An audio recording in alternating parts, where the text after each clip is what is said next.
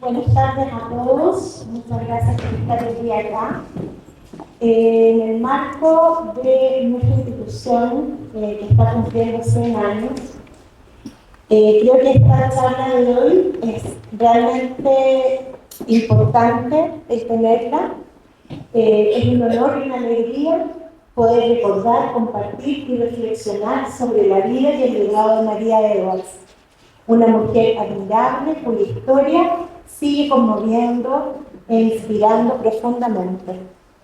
Quiero comenzar saludando y reconociendo especialmente a quienes son directamente sus bisnietas, María Angélica y Andrea, y a sus nietas, Bárbara, junto a sus hermanas, que están hoy día aquí presentes. Así que les damos un gran aplauso.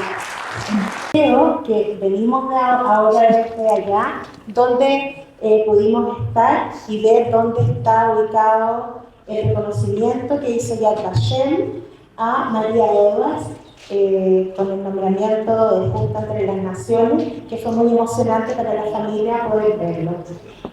No quiero dar más vueltas, creo que para todos va a ser muy emocionante el día de hoy y voy a dejar con ustedes a su bisnieta, María Angélica Puga, quien escribió este libro junto también con Andrea, que colaboró, ¿cierto?, en la realización de lo que hoy día incluso pueden ustedes adquirir a la salida, que es el libro que se llama Buscando a María Edwards, donde está toda la historia. Así que le damos un aplauso a María Edwards. Ahí está la verdad. Venga, la presidenta del grupo. Buenas tardes, queridos amigos. Queremos agradecer la convocatoria tan linda que tenemos, y mucho más de lo que habíamos esperado. Así es. Y agradecer a la vida en general de haber conocido a Andrea Valdivieso Phillips, que es bisnieta y es mi amiga, y pude conocer a María Angélica, la escritora, que es prima de ella, y a su madre, que es la nieta, a la persona que el sobreviviente le mandó la carta, y fue el primer contacto en el año 2004, ¿no? Y de ahí tiene toda esta historia maravillosa de esta mujer excepcional, una mujer chilena de sociedad, con mucho dinero, que logró mantener el secreto toda una vida. Es una cosa muy impresionante, hasta que en el año 2004 se supo que había hecho toda esta labor maravillosa por los seres humanos, sin, digamos, hacerlo de forma transversal. Es una mujer que es un gesto de solidaridad, de empatía hacia los demás seres humanos, que es lo más importante, y eso es lo que queremos celebrar. Estamos muy emocionadas que haya resultado tan bonito y que haya venido a ella con ustedes. Estamos en el grupo de estamos varios de nuestro grupo, así que es una actividad de nosotros para eso, ¿ya? Y para honrar a una mujer maravillosa. Comenzar leyendo un pedacito del libro que refleja una de las grandes preguntas que teníamos como familia y que gracias a la investigación pudimos respondernos. Santiago de Chile, marzo de 1942. Es una carta. Querida madre, probablemente al recibo de esta, usted habrá sido abuela por segunda vez de su única hija, que ahora le escribe. Ahí está Solange, que es la segunda hija que iban a ser. La segunda nieta, digámoslo, de la única hija que se llamaba María Angélica. Las noticias que nos llegan desde París no pueden más que inquietar a todos sus seres queridos que ruegan porque usted decida abandonar esas tierras que no son las suyas y en las cuales no tiene arraigo comprensible en estos tiempos de guerra. Sus hermanas y hermanos y yo misma no logramos entender qué es lo que la retiene, qué puede ser más importante que su seguridad y la compañía de sus cercanos que la reclaman. Madre, respetuosamente me han solicitado que de nuevo interceda frente a usted, solicitándole recapacitar y regresar a la tranquilidad de su país a la brevedad. Yo entiendo su amor por esos lugares en tiempo de paz, pero hasta que finalice el horror, le imploramos que reconsidere. Su hija, María Angélica.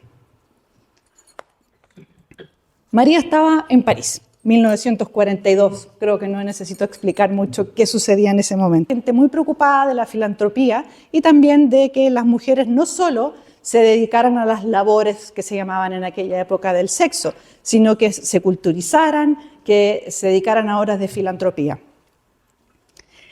Ella se casa en 1910, joven como se casaba en esa época. En 1912 nace su única hija, María Angélica. Volver a Europa, aun cuando estábamos en tiempo de entreguerra. ¿Por qué? Porque ella ya había descubierto este mundo que era bastante más libre para las mujeres en Europa que en Chile. Allá ya tenía amistades muy entretenidas de distintas culturas, de distintas tradiciones, de distintas religiones, cosa que en Chile no se daba para la mujer en esa época. Ella, siendo viuda, en Chile le correspondía estar encerrada en su casa jugando cartas si es que no se casaba de nuevo. En cambio allá ella tenía la oportunidad, por ejemplo, de trabajar, cosa que era impensada para una mujer de la sociedad de ella o viuda. Entonces ella decide volver poco antes de la Segunda Guerra Mundial y trabajaba como voluntaria asistente social. Se codeaba con la burguesía, se codeaba con la aristocracia, se codeaba con todo tipo de gente, pero muy entretenido, que es el principal motivo por el cual ella dice, mi vida sigue acá, en vez de estar encerrada en Chile como correspondería a una mujer como yo. Es así como pasa el tiempo y llegamos a la Segunda Guerra Mundial. Estamos, para situarnos en contexto, en 1940, Francia está bajo la ocupación, hay alrededor de 3 millones de franceses bajo la ocupación, aproximadamente de ellos 200.000 eran judíos en esa época. Esa es la época donde comienza esta hazaña que María realizó. Ella comienza primero con la resistencia política. Su rol dentro de la resistencia es un rol muy importante que es poco conocido en Chile y especialmente porque nos centramos en la segunda parte de su rol. Pero su primer rol a la resistencia y la ocupación política es tan importante que ella es reconocida dentro de las redes inglesas de resistencia en Francia como una de las cabecillas. Ella perteneció a una red que se llamaba Jade d'Amicole. Ella por eso aprovecha y mantiene su apellido de casada, Errázuriz. Si ella tenía su nombre Edwards, en guerra, ocupación, alemanes, ingleses, ninguna posibilidad, mejor, parecía más latina, mantenía el apellido Errázuriz. Ese es el motivo por el cual ella es conocida Errázuriz, me lo preguntó alguien recién hace poco. En esa época, ella decide que la forma de ocuparse de la resistencia es, por ejemplo, prestar su casa. Ella ocupaba su fachada de mujer de sociedad, donde habían fiestas, aparecen las revistas, todavía caviar. Ella vivía muy cerca de la Torre Eiffel, en un departamento muy lujoso. Nadie esperaba que ella estuviese prestándose para la resistencia.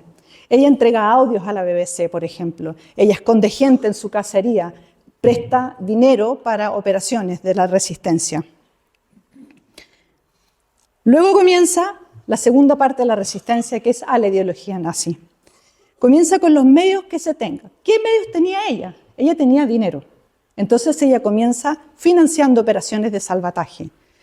Salvatajes de adultos, salvatajes de niños, salvatajes no solo de judíos, también de comunistas, de gente en peligro político, por ejemplo. Entonces ella ocupa en ese momento sus medios. La carta que está atrás es un documento donde dice esto va financiado por el bolsillo de María. Pero ella en un momento dice, bien, estoy haciendo algo, está sirviendo lo que estoy haciendo, me estoy ocupando de la resistencia política, ahora estoy preocupándome de la resistencia a la ideología nazi. Dice, pero yo creo que yo puedo, siendo católica, chilena, mujer, nadie se imagina, puedo ir un poco más allá. Y decide ocupar su fachada de asistente social, que usaba en el mismo uniforme que una enfermera, con una capa. Se cambia del hospital en que ella estaba, donde trabajaba, al hospital que estaba más en riesgo, el hospital de la Fundación Rothschild. Ese hospital en París, en esa época, era el único en todo París donde podían recibir judíos, donde podían los doctores judíos trabajar. Pero así como ustedes lo ven, que era en esa época el hospital, que hasta el día de hoy se mantiene como monumento nacional y opera, en la época en que María decide ir a trabajar ahí, estaba en esto convertido. Era un anexo del campo de concentración Drancy. Esa es una foto real. No sé si se alcanzan a ver los alambres de púa. Hay un enfermo prisionero, esto es realmente anexo, estaban con los gendarmes por fuera, y el letrero dice, esto es al borde de la calle, yo caminé por ahí, cualquiera que hable con esta persona, está prohibido hablar con ella. Y si usted habla con esa persona, usted se va detenido. Ella decide voluntariamente ir a ese lugar, con el peligro, con el horror, todos los días. Tenía que entrar y salir por ahí. ¿Por qué? Porque en ese lugar había vida, habían niños, habían mamás que habían sido tomadas en la reada, por ejemplo, del velódromo de invierno, el Veldiv. Habían llegado enfermos al único lugar donde podían estar. Y las historias que nosotros conocemos, que yo conocí personalmente, estas fotos las elegí porque yo conozco a todas esas personas, es, por ejemplo, del pequeño Sami, de Marcel y Betty, de Berta. María rescató a estos niños de diversas formas. Estos son algunos de los niños que ella rescató. Nosotros lo supimos porque ella tuvo un reconocimiento anterior que fue Caballero de la Legión de Honor por su rol político en 1953. Caballero de la Legión de Honor es un rango alto dentro de la Legión de Honor. Hay muy pocas mujeres que lo tienen, y menos mujeres que no sean francesas, y María lo tiene. Entonces, cuando se le hizo ese reconocimiento en 1953, en los diarios que uno lee en esa época dicen, y además rescató a unos niños judíos. Además. Ese era el tenor, como se trataba una información tan fuerte como esa, como además. Entonces, cuando ella tuvo que contar, porque ahí salía en el diario que había sido torturada por la Gestapo y que había rescatado a unos niños. Entonces, sus nietas le preguntaban, ¿y esto qué hizo? ¿Cómo lo hizo? Bueno, yo los escondía abajo de una capa y los sacaba. Nosotros en esa época era todo lo que sabíamos. Yo estoy hablando del año 2000, sabíamos, yo siempre supe que mi bisabuela era esta persona que yo imaginaba que iba por los techos con escopetas, con la resistencia, pero su rol, si bien era muy directo, no era con armas, su rol era más intelectual, logístico o de apoyo. Entonces, para nosotros ella tenía un reconocimiento. Nuestra interacción con la comunidad judía era poca hasta ese momento. Conocíamos por aquí, allá, un amigo, otro, pero la sincronía de la vida había hecho que una persona que está aquí presente, mi prima Andrea Valdivieso, que es la que lo voy a invitar a que venga a contar esta parte, porque ella lo vivió en primera persona, que es cuando viene uno de estos niños a contactarnos como familia. Entonces, Andrea Valdivieso les va a contar.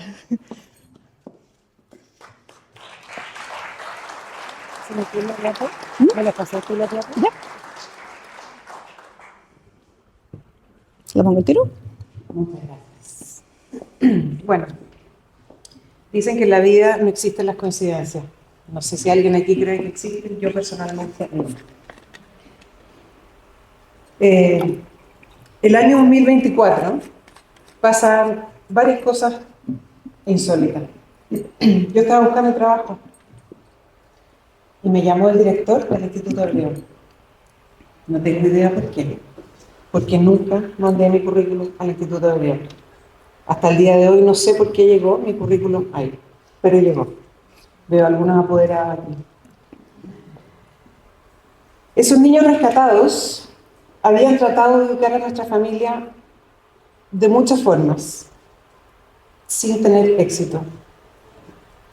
Y ese mismo año, en octubre del 2024, llega a mi casa una carta. 2004. Perdón, 2004. Se me borraron los números. 2004. Llega a mi casa una carta. La recibe mi mamá. Y yo me acuerdo, llegando al colegio, me dice, me llegó esta carta. No sé lo que es. Está en francés.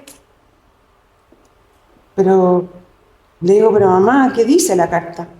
Bueno, dice que es uno de los niños que salvó mi abuela. Le digo, pero mamá, entonces, ¿Pero qué querrá?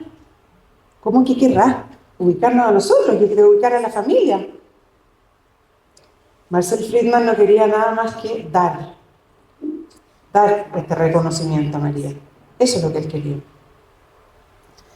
Yo volví al colegio, comenté esto en la sala de profesores, se armó otro alboroto, por supuesto, y al mismo minuto que yo estaba comentando esto en el colegio, Yad Vashem estaba contactando a David Feuerstein para avisarle que en Chile había una justa entre las naciones. Ahí está la carta. Esa es la carta que le llegó a mi mamá. Luego de unos días, mi mamá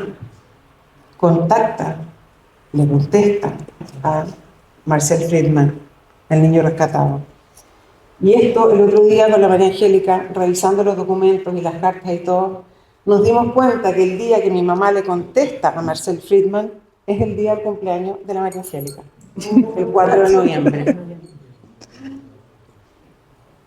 No es una coincidencia. Entonces habíamos hablado antes y habíamos contado que los requisitos para obtener esta medalla de justo entre las naciones son estos 4, todos los cuales ella tenía. El involucramiento de la persona en la salvación de uno o varios judíos, riesgo para la vida, la libertad o la posición social del Salvador, la motivación de pura intención de ayudar a judíos perseguidos, por ejemplo, el no ser a cambio de pago alguno o cualquier otra recompensa, tal como la conversión de la persona salvada, la adopción de un niño, etc. Y obviamente la existencia de un testimonio de aquellos que fueron ayudados. Ella tenía los 4.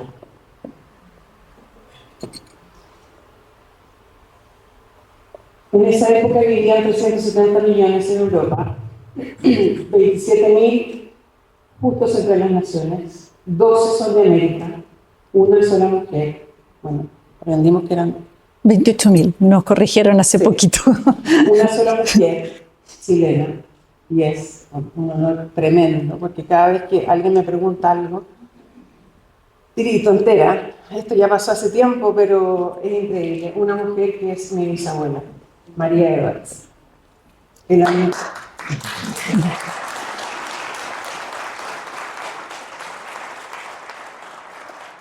El otro día le contaba a la Sole y me corrían las lágrimas, de la nada, ¿te acuerdas?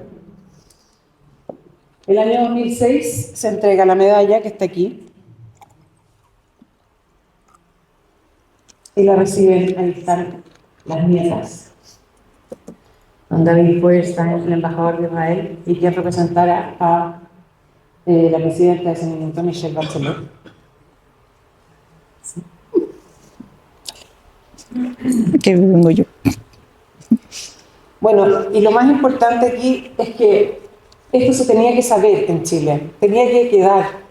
Entonces de ahí nace esta maravillosa obra que María Angélica quiso escribir. Las voy a dejar con ella nuevamente.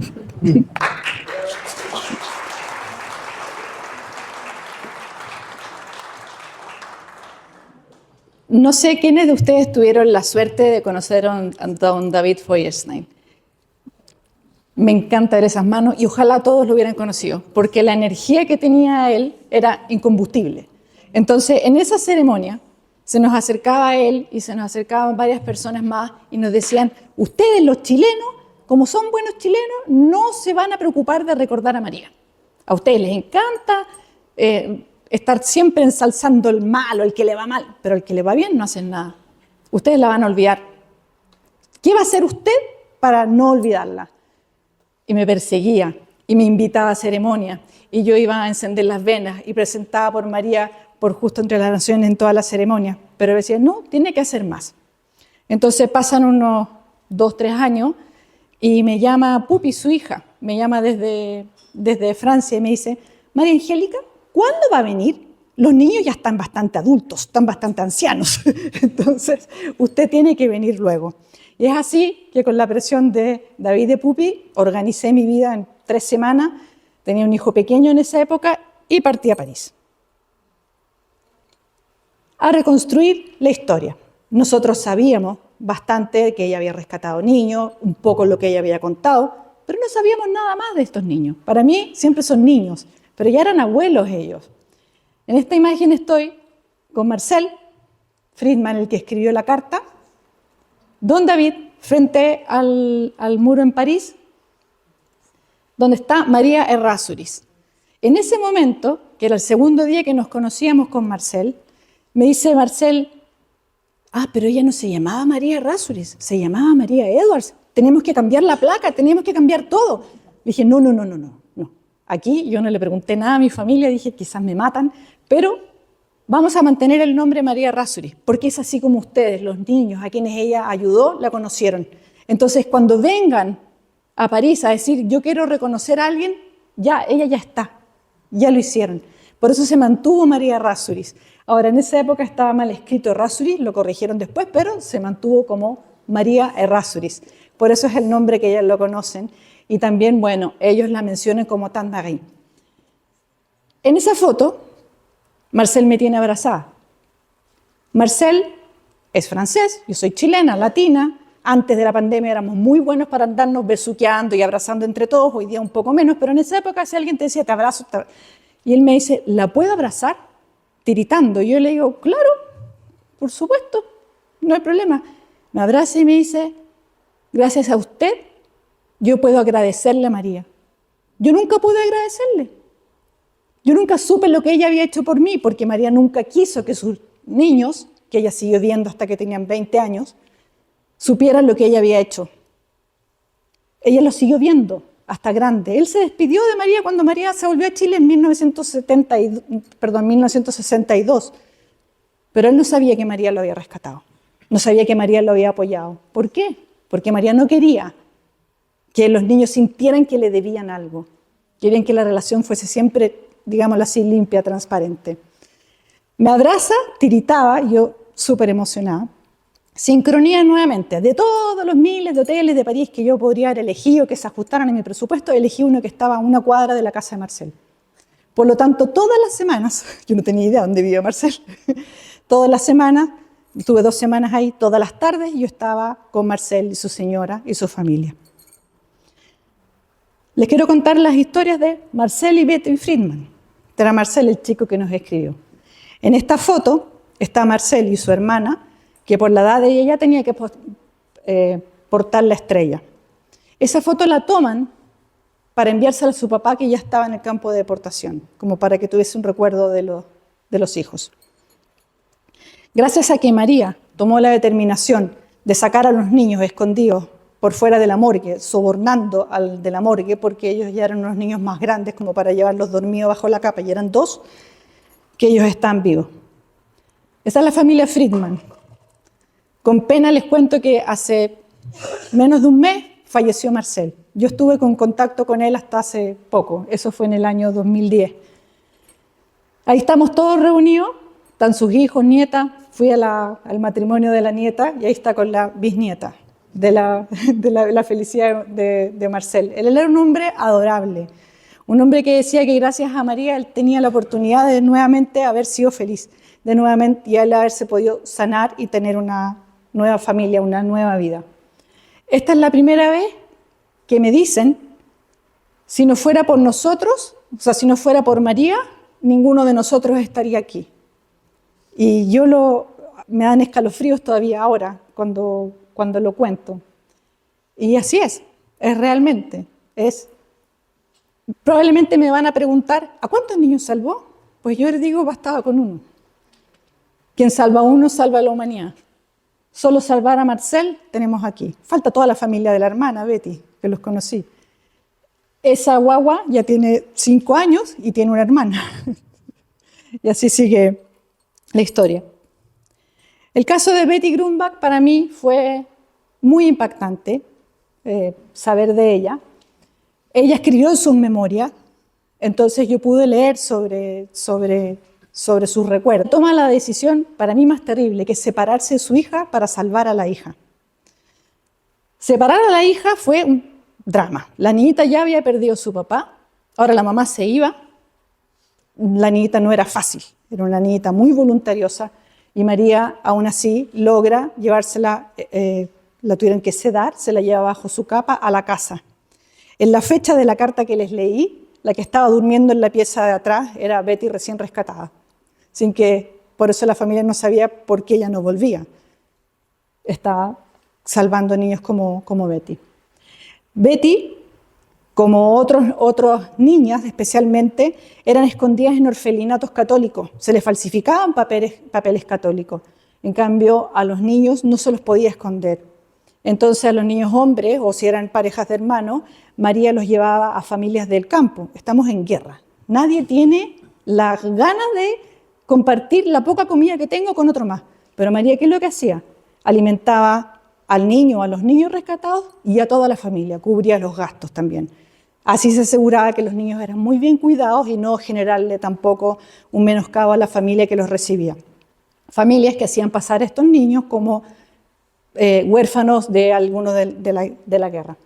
En el caso de Betty, María, cuando termina la guerra, ella había sido torturada, detenida, queda detenida en su casa hasta después de que se acaba la guerra. Ella decide buscar a los niños. Busca a Betty. No fue fácil porque la iban trasladando y por seguridad ella tampoco debía saber cuáles habían sido los pasos después a qué otro orfelinato se fue. Logra encontrarla, la trae a la casa y aquí sucede otra cosa maravillosa. María se preocupa de rescatar la identidad de los niños. Se preocupa de que los niños sean adoptados por familias judías. María es católica, sumamente católica. Y los católicos, usualmente, nos gusta traer más católicos a nuestro redil, ¿no es cierto?, de convertirlos. Pero ella dice, no, todo esto tiene que ser en respeto de los padres. Por lo tanto, ella, dentro de sus amistades, les busca familias judías también a los niños. Pero además, María había guardado una foto que la mamá de Betty le entrega cuando se va a la guerra. Cuando se va al campo de deportación.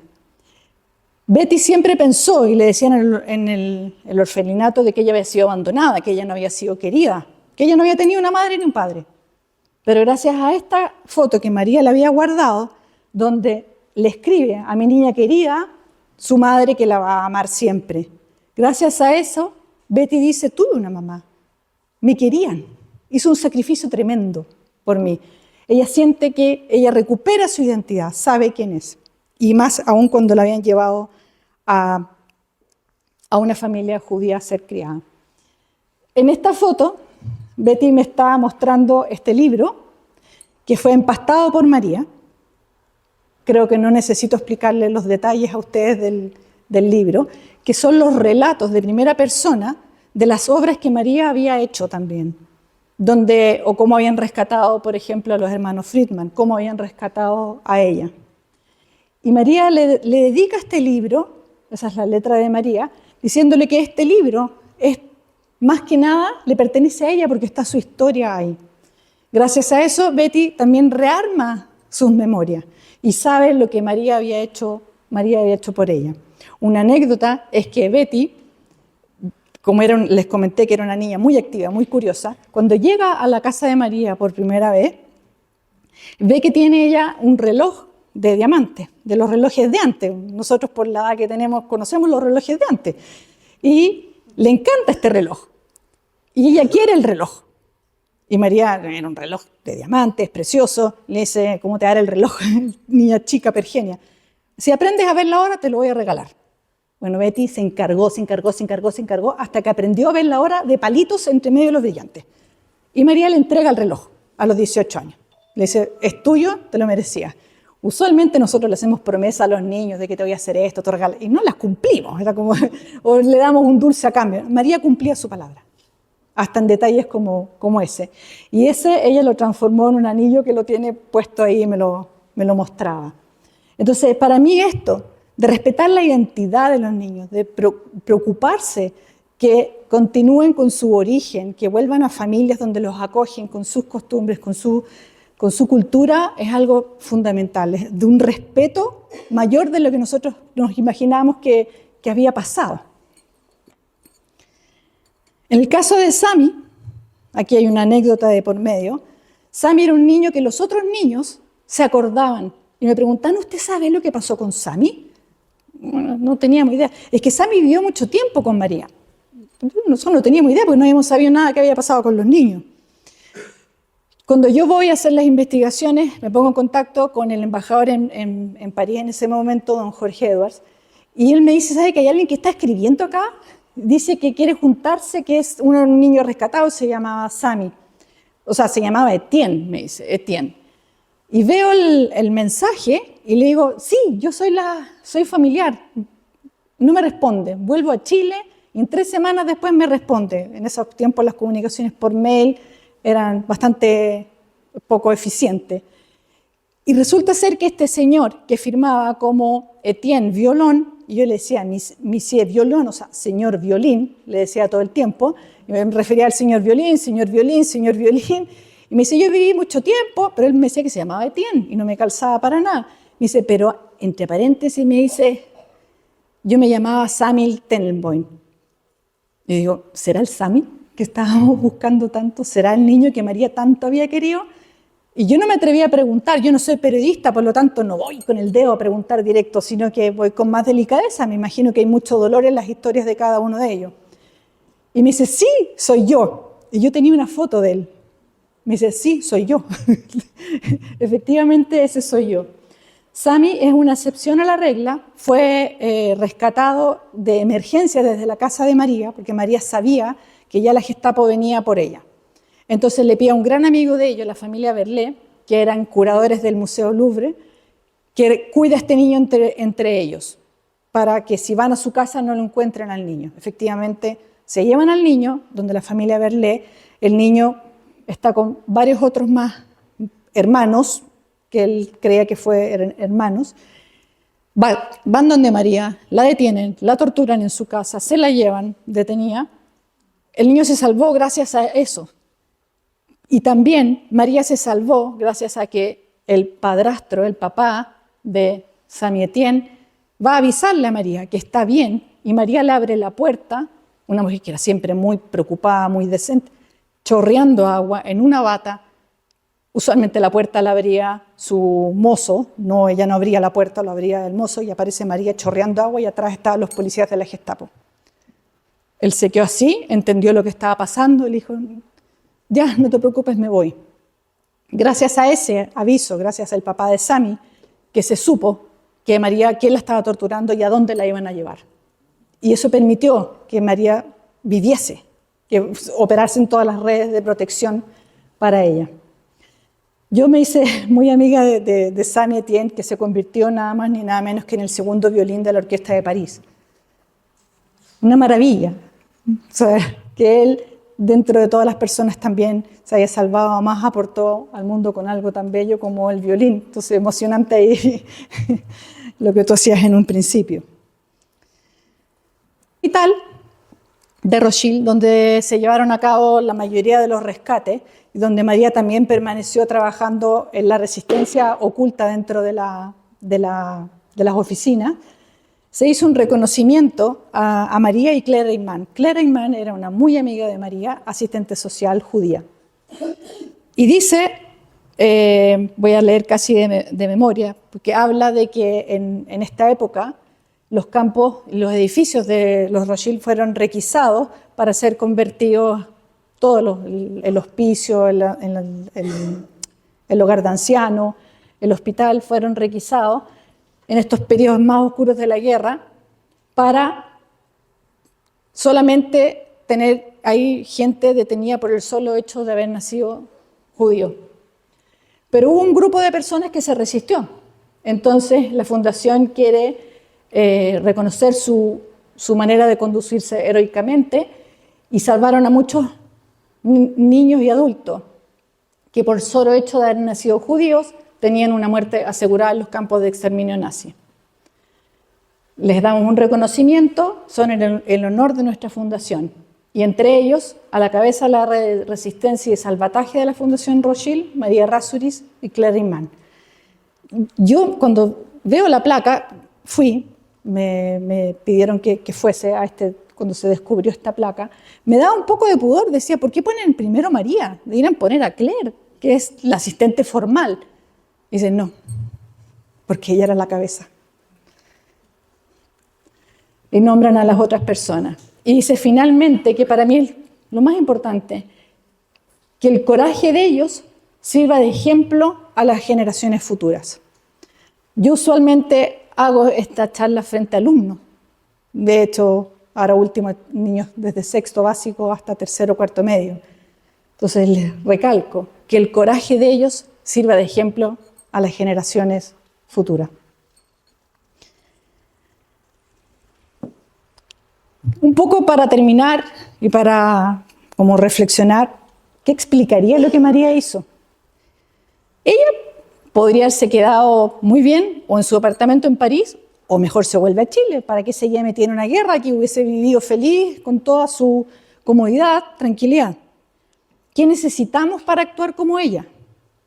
No queremos nuevos holocaustos, no queremos estar en esa situación de nuevo, pero en la vida, yo se los digo a los jóvenes, hay situaciones en que nos debemos actuar, no necesitamos algo tan tremendo, pero ¿qué necesitamos para actuar como ella? Ponerse al lugar del otro, actuar siguiendo los principios morales, empatía. O como María dijo cuando le preguntaron, era lo que correspondía hacer. Así de simple, para ella. Ojalá tengamos un décimo del coraje, de la humildad, de la discreción que ella tenía. ¿Qué explica que hoy conversemos? Nombraron la memoria. Ustedes son una comunidad donde la memoria es algo en el día a día, fundamental. La búsqueda de Marcel por su memoria e identidad. Marcel fue el primero que dio el paso para que María fuese reconocida justo entre las naciones y terminemos hoy día conversando todos aquí juntos. Pero él también quería saber cómo se había salvado, porque él sí, porque otras personas no, que él lo ayudó. Y para él descubrir que había sido María, dijo, pero yo nunca supe, yo iba a las Navidades a su casa, era esta gran amiga de Clara Imán. La memoria, la historia, dan identidad, preservan la identidad, refuerzan la identidad. El honrar la memoria como agradecimiento. Esto es fundamental, el agradecer siempre, agradecer la pequeña cosa que pueda agradecer. La memoria, para recordar, para no olvidar, es algo que nosotros decimos como comunidad aquí presente, como chilenas, como que hemos vivido tiempos oscuros, para no olvidar, decimos, para no olvidar, para no repetir, para que no se repita. Pero yo digo también que la memoria, en este caso, es para repetir. Que los humanos, aún siendo en los tiempos más oscuros, que nos olvidamos de ser humanos, tenemos que repetir que sí podemos ser humanos, que sí podemos ser ese camino de luz, que sí podemos dar la vuelta. Entonces, repetir que se puede dar el paso, ser uno. Si ella pudo, que era una mujer de 1,59 m, chiquitita, pequeña, salir con un niño dormido, peso muerto, todos ustedes han tomado un niño que no quiere ser tomado o que está dormido profundamente. Imagínense salir caminando con una capa escondida, con oficiales de la Gestapo con armas afuera. Eso lo hizo ella. Finalmente les quiero contar que en uno de los viajes yo fui con mi hijo, que este niño hoy día tiene 16 años, me llega por acá. Fuimos al matrimonio de la nieta de Marcel. Entonces él escuchaba esta historia de Marcel y al último día lo llevo al Memorial de la Shoah en París y me pide que le explique. Y dice, ¿cómo le explico a un niño tan pequeño de qué se trata todo esto? Le leo la placa donde explican quién es en este muro que están todos los justos entre las naciones que tienen que ver con París, ¿no? Él queda impresionado y me hacía preguntas como, ¿pero por qué le hacían esto a Marcel si era un niño? Había preguntas que yo no tenía cómo responder. Y él me pide, muéstrame dónde está el nombre de María.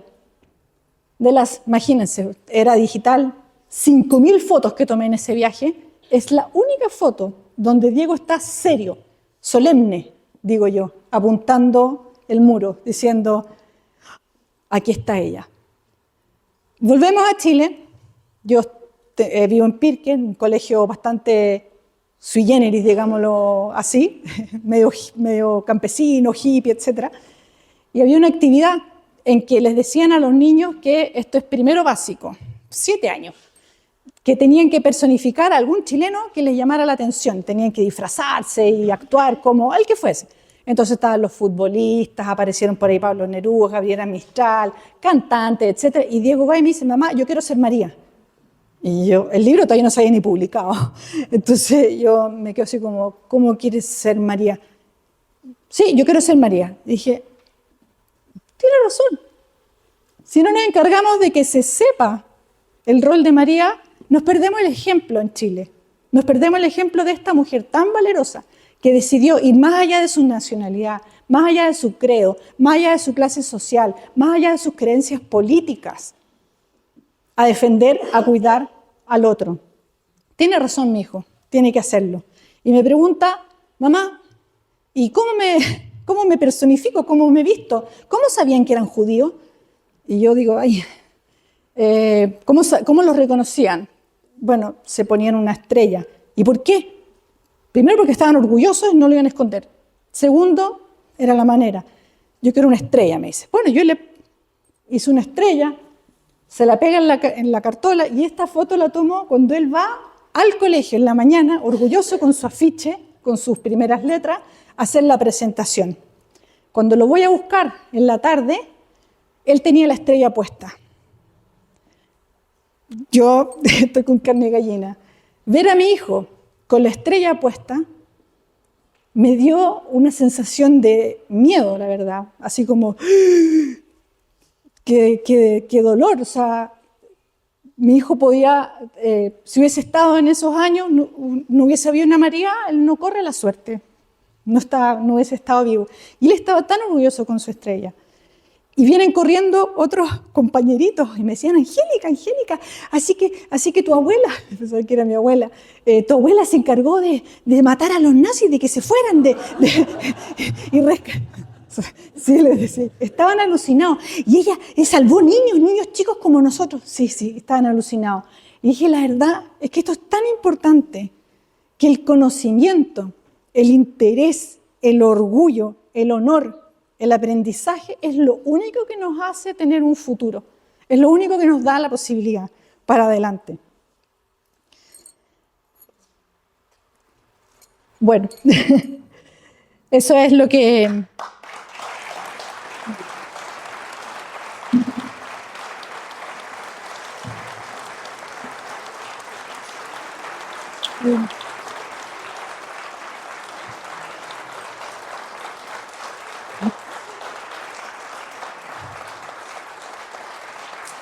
No sé si... Gracias. Yo quiero agradecer a WISO, una organización de mujeres, así que tremendamente poderosa, por invitarme, por esta ocasión. Para mí siempre es súper difícil presentar frente a una comunidad tan instruida y tan de cerca. Es difícil porque veo caritas emocionadas, me emociona el doble.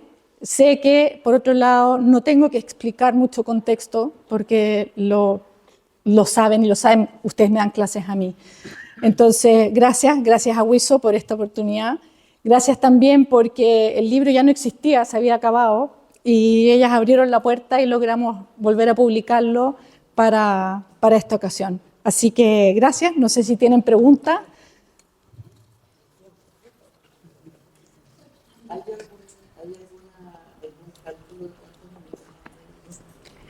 No se sabe exactamente cuántos niños, ellos calculan 80, yo conocí a 10, los conocí personalmente, pero por seguridad ellos no saben de los otros.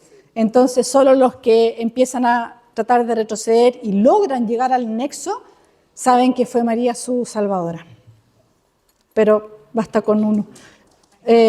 Aquí. Yo más que hacerte una pregunta, yo te quiero agradecer, estoy súper emocionada, eres una expositora maravillosa, como te expresaste con el cariño, con la vehemencia, el haber llevado a tu hijo y lo que hizo tu hijo, realmente yo muy agradecida de haberte escuchado. Gracias. Había por ahí.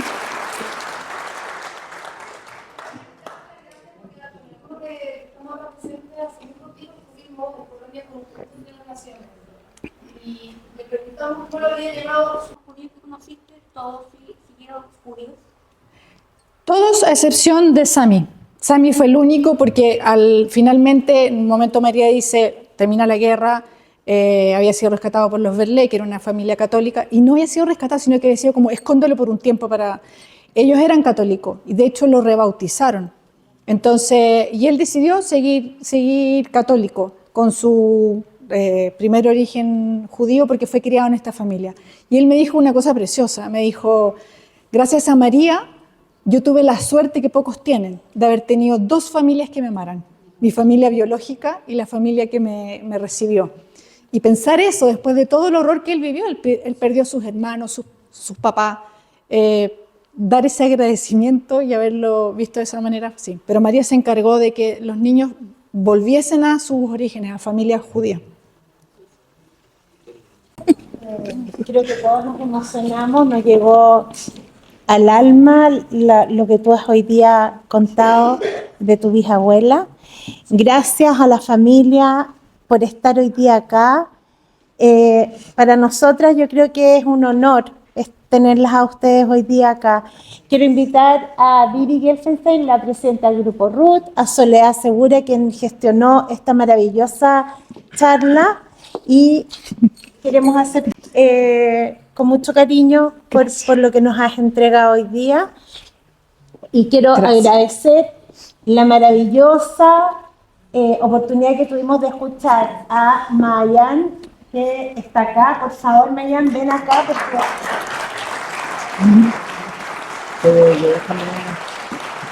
Le hizo a todos minutos antes de que comenzáramos esta charla con música judía maravillosa, y ella, que es una niña que lleva el arte, ¿cierto?, en lo que hace. Así que muchas gracias por haber estado hoy acá. Muchas gracias a todos. Solamente darle las gracias. Gracias, María Angélica, linda, querida. Gracias a ti.